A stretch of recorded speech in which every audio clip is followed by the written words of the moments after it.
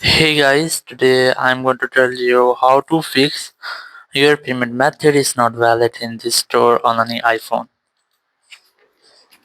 If you're using any iPhone and you're having the issue that your payment method is not valid for this store, so let's see how can you easily fix the error. So the very first thing you have to make sure that you have a strong internet connection, and you have to also make sure that your VPN is not connected, or if you have any connected VPN, try to disconnect with that.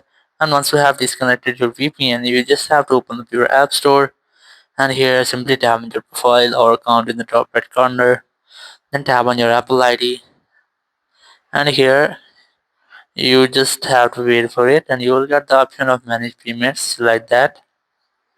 And here you will get your payment method. So once you get, you have to remove your previous payment method here, as I have already removed. So once you have removed, you have to enter a new or add a new payment method. Here select your credit or debit card, and here you just have to enter your number, or you can try to scan with your credit card or debit card. And once you have done, you have to enter the phone number and the credit card number, then expiry date and the CVV. Once you have done, you have to select the done option here, and your new payment method will be successfully added to your stores. And once you have added a new payment method, you will not get any issue called this type again. So in this way, you can easily fix if you're having the error that your payment method is not valid in this store.